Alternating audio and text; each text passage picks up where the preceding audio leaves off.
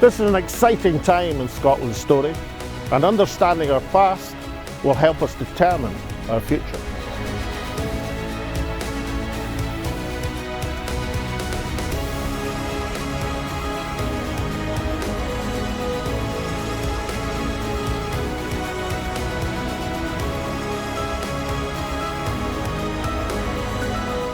And when Scotland's voice is heard, it charts the way forward.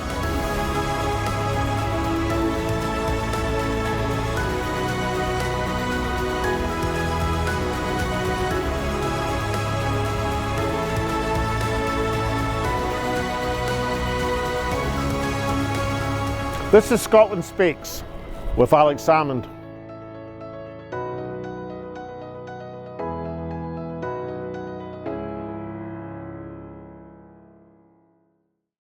Good morning and welcome to Scotland Speaks with Salmond, back again in the studio at our popular broadcast time of 10 a.m. on a Saturday morning. Today we look at the fallouts from the election from both the SNP and from ALBA.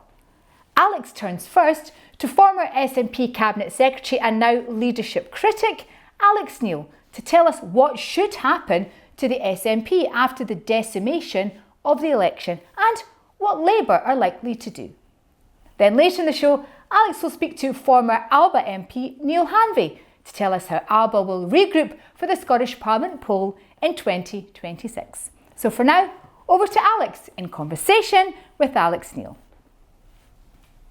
Alex Neale, former Cabinet Secretary, you've been raising a few hackles and a few ripples in the pond over the last week.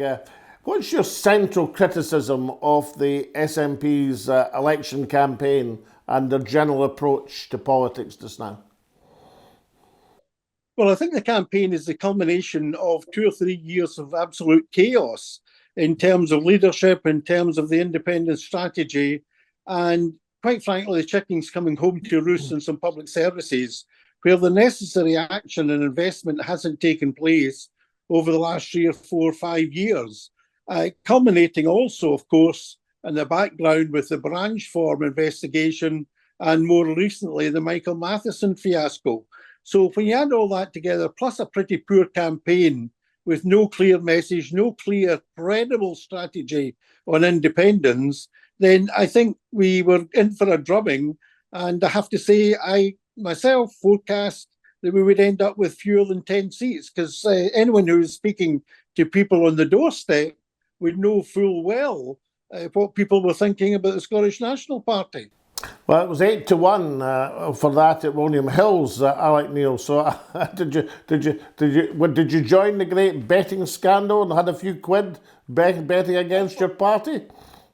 Unfortunately, I didn't. Otherwise, I would be much richer than I am today, probably, Alec. But I don't like betting against my party or my country. Quite right. So listen, the SNP got an extraordinary amount of media coverage in this campaign. I mean, they may not look at it that way, but as an observer, as somebody who wasn't getting any media coverage, this was probably the best covered SNP campaign in political history. The UK media, because the SNP were third and they were going to cover reform and the Liberals, they actually got an extraordinary amount of publicity compared to previous elections. So if it wasn't exposure that was the problem, what was the problem? Well, there was no clear message. I mean, one day we were talking about Devo Max, the next day we were talking about independence.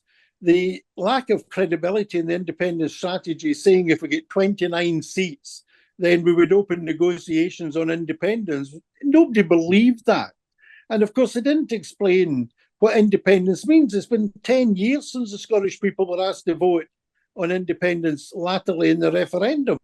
And a lot has changed in those 10 years. And they kept going on about austerity without saying what their demands were to deal with austerity. They kept going on about Brexit without saying why and how Scotland could enter the EU when we're not independent. So there was no credibility. They weren't talking the language of the people and what the people wanted to hear from them. And as a result of that, you know, the extra exposure this time did them no favours, because what it exposed was the fact that there wasn't a clear message, no clear strategy, and no exciting new policies to promote. But don't the SNP government and Hollywood have a fair point to say that they're bound hand and foot by Westminster austerity? And if it takes £1 billion to sort out the National Health Service, another billion to sort out housing, that they effectively are helpless in the face of being imprisoned in the fiscal trap of Westminster. Isn't that a fair point? But it's a fair point, but it wasn't explained, and the result of the cuts weren't explained either. And, people are getting all this propaganda from the other side about always blaming Westminster, whereas, it's not enough just to blame Westminster. You've got to explain, number one, why Westminster's to blame, and secondly, what you want to do about it and the difference that independence would make. I also think, actually, they should have come up with some policies themselves. I mean, one of the things I think we should have looked at is an emergency extension of business rates or a land levy on the big estates in Scotland who pay very little towards the public purse. And that would have had the Tories going bananas and would have actually helped, I think, in mobilising support for the party and for the wider independence cause. But when you're not offering anything new, and all you're doing is complaining all the time, you look as though you're totally negative and get nothing to offer. And of course, the whole, for a lot of people, by a big majority, the main motivating factor in this election was how to get rid of the Tories. Well, we had an obvious answer to that. The best way to get rid of the Tories, the Tory government that we don't vote for, is through independence. We didn't make the argument. We just stood there and, obsessed about 29 seats instead of explaining the case for independence. And I think if we had been better prepared and had a better strategy, we could have come out of this election in far better shape than what we did. Ali, Neale, let's touch on Lloyd George about you, this land raid that you're planning. I always reckoned there was a touch of Lloyd George in you. But I was interested in your housing strategy, which you published some months ago, and you probably saw that it appeared in a form in the ALBA manifesto, suitably credited, I hasten to add. So how do you feel as a former cabinet secretary when you get credited in the ALBA manifesto, but the SNP seems less than interested in new initiatives in housing? Well, I was delighted, and I was happy for any party actually to give me credit on that, because the important thing is that we mount a massive house building campaign in Scotland and programme in Scotland to deal with the poverty and the deprivation and the lack of housing and all the rest of it. I have to say, although I sent it to the First Minister, the Deputy First Minister and the Minister for Housing, I haven't yet had an acknowledgement, let alone a substantive response from the Scottish Government, which in itself is disappointing. But that's a classic example of what can be done despite Westminster. And, there are things the Scottish Government can do despite the cuts from Westminster. There are reforms, for example, to the health service that we can make despite the Westminster cuts. And my view is that, they need to run more of a twin treble track campaign and not just have it as a moan and a groan, but actually you have to map out a positive future of how you can solve all these problems. And there are things we can do, despite what Westminster tries to do to stop us. There are things we can do on health, on housing, and a whole range of things. But, the reputation now for incompetence that the SNP government has is part of the problem, because people, they look at a very good example is the mishandling of the strike by college lecturers who have a very good case, but it's been totally mishandled by the Scottish Government. And people, look at the education system, and for particularly working class people, the college system is much more important than the university sector very often.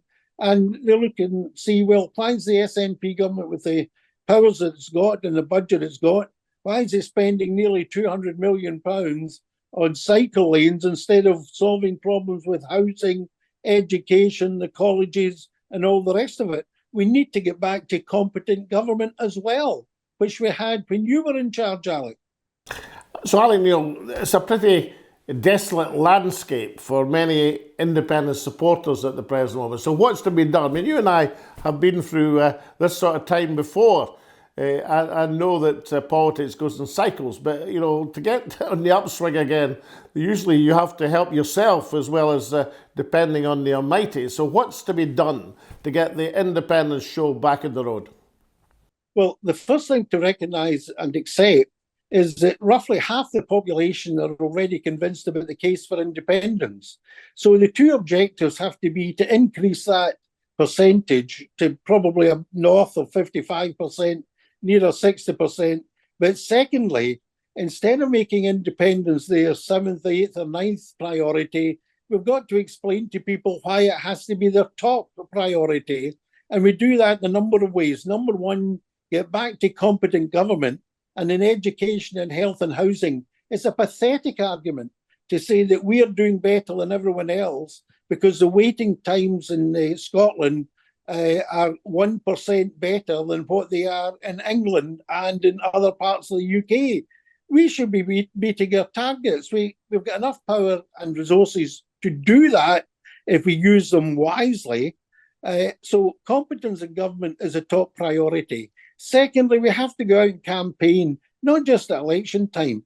We've got to tell people why independence is important.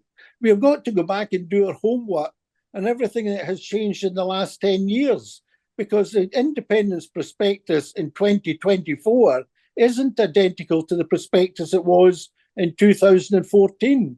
The world has moved on, and we've got to explain why more than ever independence is essential if Scotland is to achieve its economic and social goals. So these things, that has to be part of a strategy. And pulling together the independence movement, there are about 21 organisations separately campaigning for independence. Let's work together. I mean, I saw during the campaign, the First Minister, John Swinney, said he wouldn't campaign with you. Well, you're the only guy in 300 years who's got as near independence in the referendum 10 years ago.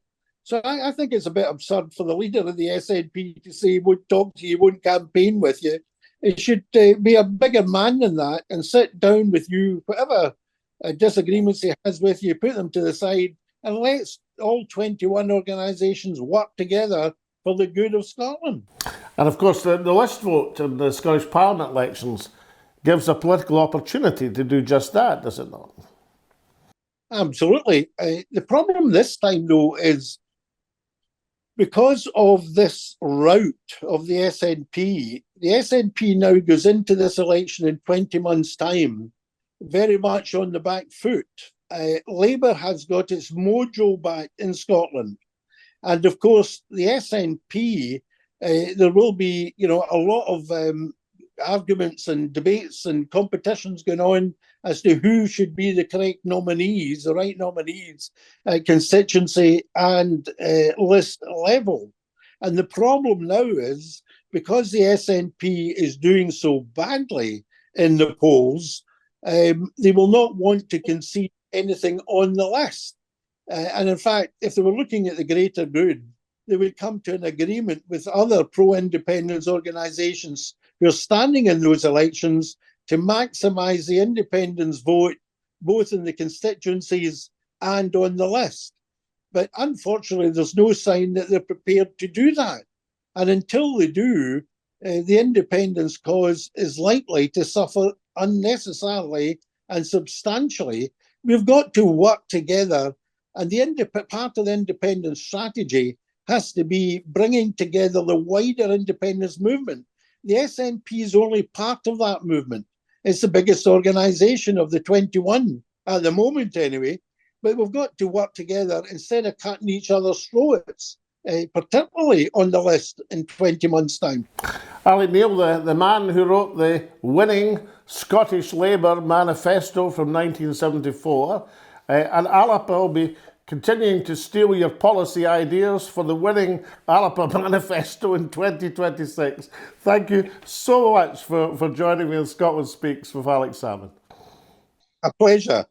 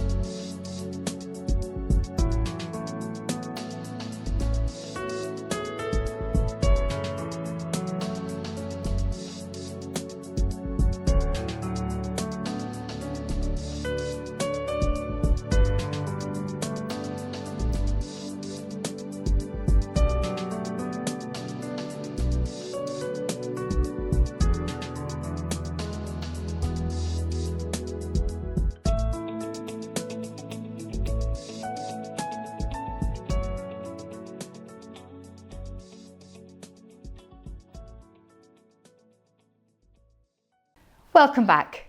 Now, this is our first episode since the election, and we have quite a few messages to catch up with.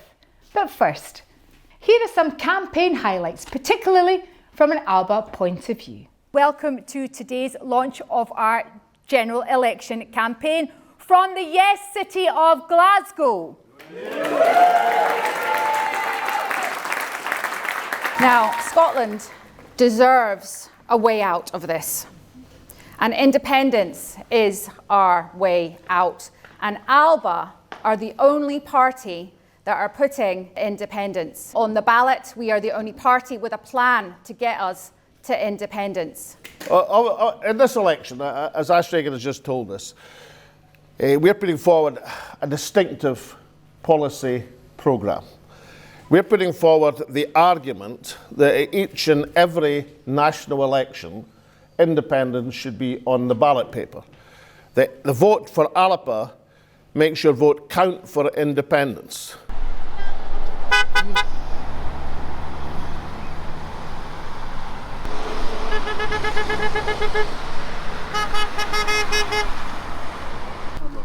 No, everybody in for this one. Yeah. Judith is you helping on morale again? It's always been a bit unbalanced. Okay. 2, 3. ALBA! Perfect. This document that we're launching today is the most important document launched in the Highlands since Tom Johnson initiated the Hydroelectric Company of Scotland in 1940s, or when Professor Robert Grieve initiated and led the Highlands and Islands Development Board from 1965 onwards. That's how I rate the importance of this document. Our journey towards a brighter, most prosperous future begins here and now as we launch the ALBA Highland Manifesto, a comprehensive vision for the transformation of the Highlands.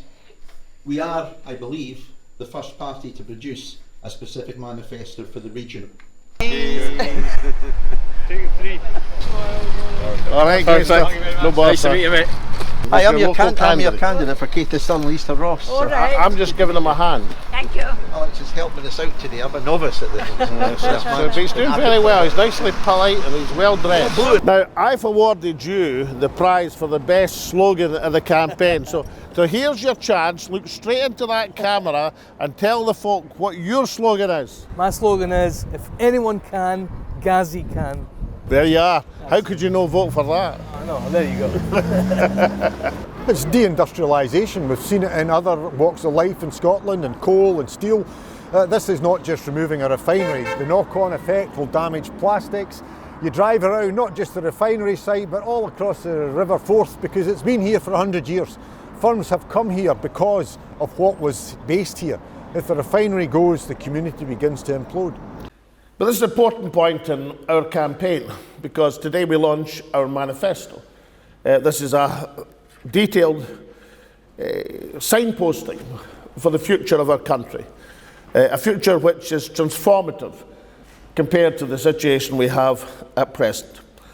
It goes into all areas of Scottish society. It sets out the campaigns we're running now to secure justice for the Scottish people. It sets out the plans we'd have in the Scottish Parliament after the next Scottish Parliament elections, and it sets out the plan for an independent Scotland. It's not a final document. We'll present that at the Scottish elections in 2 years' time. But it sets ALBA out as the radical party of Scotland, the party which is saying yes to Scottish independence in this election campaign. And here are some of your messages. Gillian says, fantastic and to the point. I feel hope in the way I felt in 2014. That propelled our cause to near victory and undeniable growth. We can only win independence with this mindset and message. Geronimo says, crystal clear. Thanks Alex and ALBA. Let's finally get this done and give birth to the new Republic of Scotland. 420 says, this has to be the highest our hopes have been for a long time. Thanks Alex. Hugh Boyle says, Scotland needs change. Could ALBA be that change? I think so. And finally, Jackie says all the best to our country to get stronger for independence. Neale Hanvey, welcome to Scotland Speaks with Alex Salmond. Hi, Alec. Nice to see you. Now, I mean, it's a week after the election. You're looking remarkably fresh. Have you caught up with your sleep yet? Yes. Well, it's it's now a week not being a member of Parliament. Is that a great tragedy, or is it with one bound you are free? Well, it's a bit of a mixed emotions, really, Alec. It's no secret to anyone that I didn't really find being in Westminster a particularly comfortable experience for a whole variety of reasons that I won't list. So it's quite nice not to have to mentally prepare myself for the journey and everything that goes with that. It's great fun being in the chamber and pressing important issues. But the rest of the experience was not great shakes for me, and I think that's because I never really wanted to feel comfortable at Westminster. So I was quite happy to sort of absorb that discomfort as part of the job. But to be honest, I mean, for those who are returning from Scotland with a notional inclination towards independence, there's pretty much little for them to do, if I'm honest, because all of the questions that they would be asking have been answered in advance of the vote. And I can't really see how the 9 that are left are going to make any real difference in terms of Scotland's independence. I believe that some of them are more focused on becoming Privy Councillors than delivering freedom for Scotland. It is a tough shift, of course, and you may give some advice. I mean, you're one of a group of 2 with Kenny McCaskill. It's a much tougher shift being part of a small group at Westminster than part of a large group. Like, you get nothing by entitlement. You've got to work for every single piece of intervention or publicity you get. So maybe you could hire yourself out as a consultant to the 9 SNP MPs and say, look, this is how to get a question, and when you don't get handed it to you on a plate. Yeah, well, I mean, I think that's one of the big challenges. Certainly, the favoured few in the SNP group had very little by way of research and detailed understanding of their issues to do, because they had that huge resource to draw on from short money and all of the staffers that were there. And of course, that luxury is now gone. They'll have to do the legwork themselves and have to look for opportunities where they may or may not exist to get a 10-minute rule bill moved or whatever. So it's not going to be straightforward for them. And certainly none of them have had to do that hard graft in the 5 years hence or prior. So it's going to be a tough shift for them, that's for sure. And there's something you must miss about being a member of Parliament. What's the thing you're going to miss most? The most important thing for me is the connection with the people and getting good results for all the different types of casework that comes through the door, and also being an important voice on key issues. I won't lose my ability to speak or to have a platform on social media, and so I will speak up and I will speak out. But I think I've certainly shown on a number of occasions, whether that's on the important issue of the notional conversion therapy practices, I brought that to the fore, and from a Westminster Hall debate in the morning straight into to the dispatch box in the afternoon, the phrase "transing away the gay" became common currency in the media. So that's something that you can't really do elsewhere. But also, and more importantly, amplifying the case for Scotland's independence, which is something that I was able to do through 2 St Andrews Day debates and through the passage of the Self-Determination Bill on 2 occasions.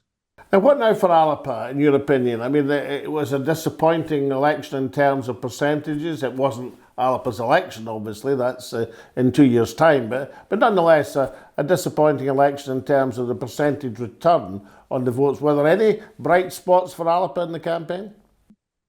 Well, I think certainly in my experience, there was certainly a warm reception for us on the doorstep, but I think that the reality is that in a big election like a general election, people vote on the the top line message, which is we're not the other guys, vote for us. And that's something that clearly Labour did very well on.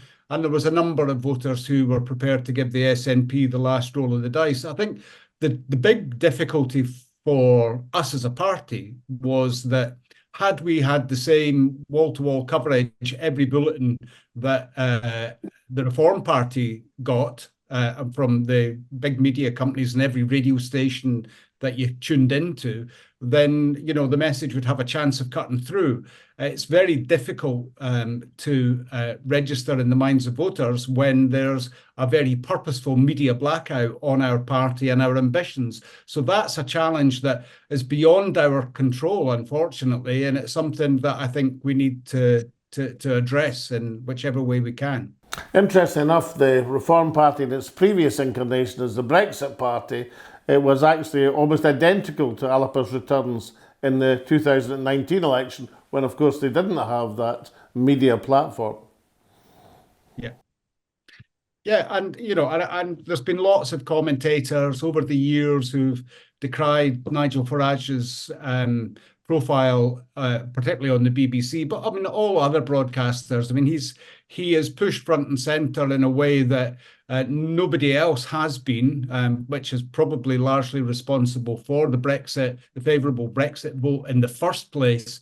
But his, you can't knock him for capitalising on that opportunity. But it's very frustrating when your own message is denied the same exposure or even any meaningful exposure by your own broadcasters, and you're relegated to the sidelines until after the election, when they're more than happy to talk about you not winning, which is very frustrating.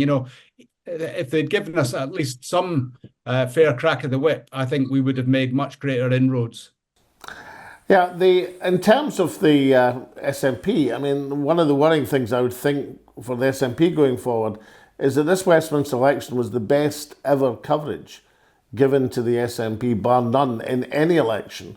And they had more opportunities, because they were the third party officially, they had more opportunities than I've ever seen at a UK general election.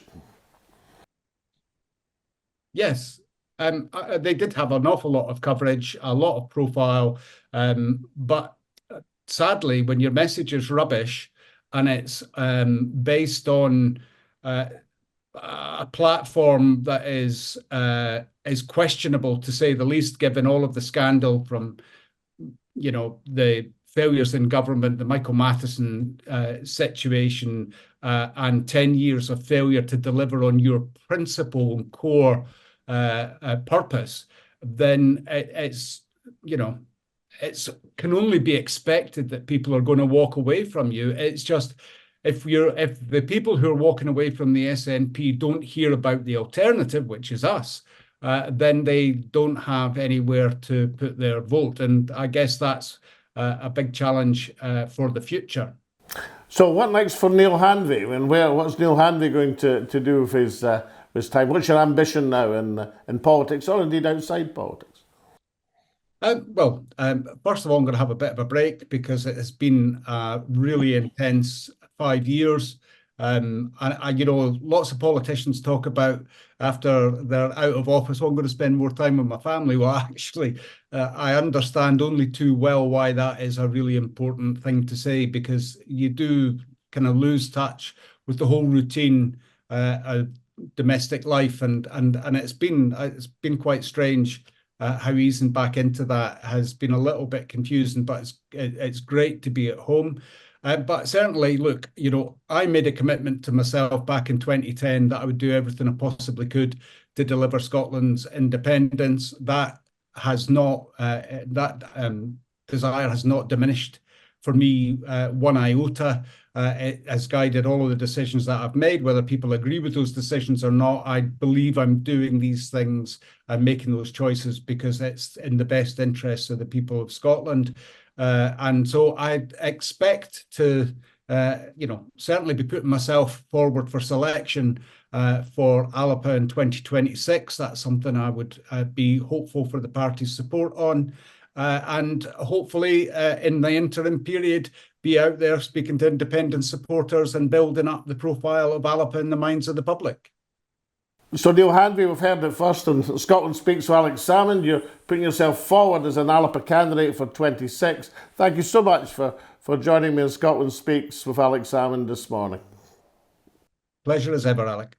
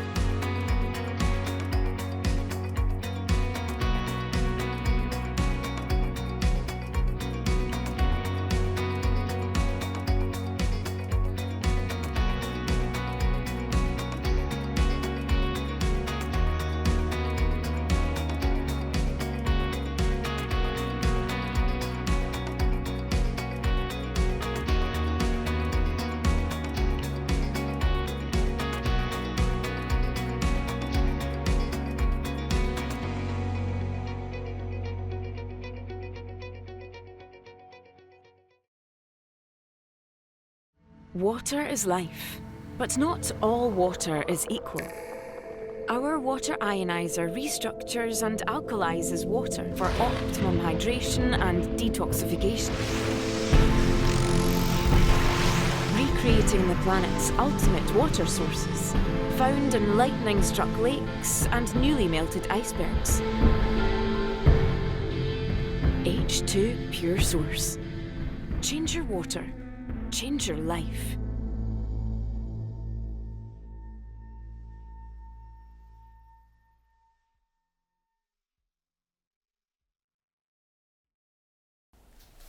Just about this time last Saturday morning, I was lying in bed trying to recover from the rigours of the campaign instead of filming Scotland Speaks, when I heard a commentator on Good Morning Scotland say that one thing was sure: the election had killed the hopes of ALBA stone dead. Now, I found that interesting, not because that commentator stayed in Ireland for a while and I haven't seen him in Scotland's politics for about 10 years, but leave that to one side. What interested me really was this. And Good Morning Scotland is the flagship radio programme of BBC in Scotland. I have not appeared in Good Morning Scotland for the last 6 weeks, not during the entire election campaign. Now, in the election campaign, I was on Bangladeshi television saying why Keir Starmer shouldn't have insulted the Bangladeshi community. I was in many stations from the subcontinent, many international stations. I was on Talk TV, I was in LBC in London, Times Radio, lots of places. The only place I wasn't in was Good Morning Scotland and the BBC's in Scotland's flagship radio programme. Now, I tell the story for a reason. That is what a media blackout looks like. And that's what ALBA suffered from in this election, as opposed to the media platform that was handed to the Reform Party, which is why the Reform Party, with no campaign at all in Scotland on the ground, got a sizable vote, and while ALBA wasn't able to break through. It's not a whine, it's not a grievance, it's not a gurn, it's just a reality. That's what a media blackout looks like. So what's ALBA going to do about it? Well, we've got 2 years in home ground at a home-based election and an election under proportional representation in the Scottish Parliament to change that perspective. To break through to a level which is going to get us seats, and then even the BBC will not be able to deny us coverage. That's how you do things in politics. But exposure is only useful, as Neale reminded us in today's show, if you've got a message to go with it. So people would say to me, well, why did ALBA stand in the Westminster election, which was so obviously unsuitable for ALBA progress? Well, there were good reasons for that. Firstly was to get a manifesto prepared and ready, which was interesting for the people of Scotland in terms of the future. Secondly was to build up a cadre of candidates and campaign teams, because it's not a great idea to announce a political strategy about taking Scotland to independence in the middle of an election campaign. You've got to introduce that subject.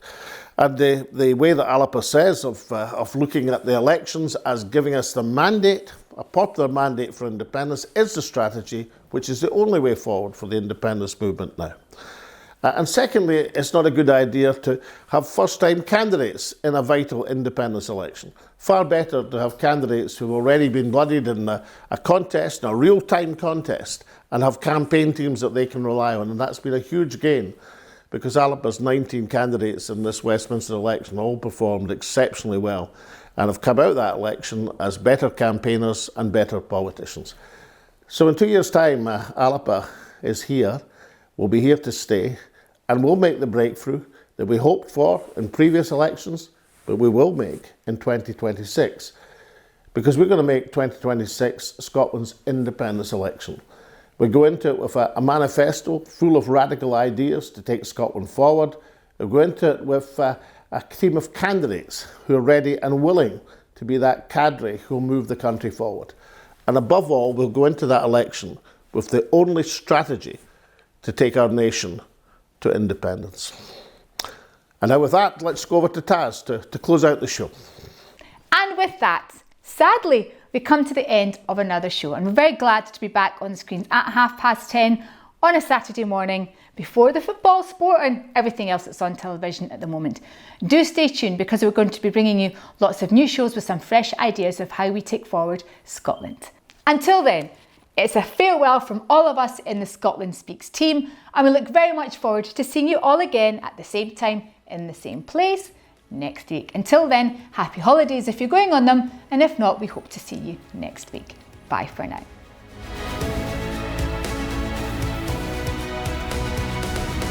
This is an exciting time in Scotland's story, and understanding our past will help us determine our future.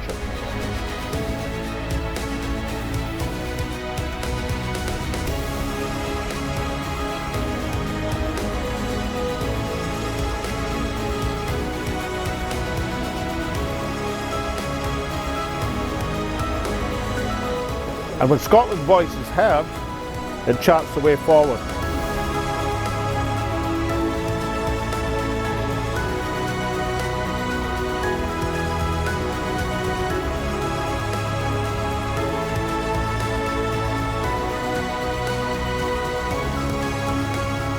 This is Scotland Speaks with Salmond.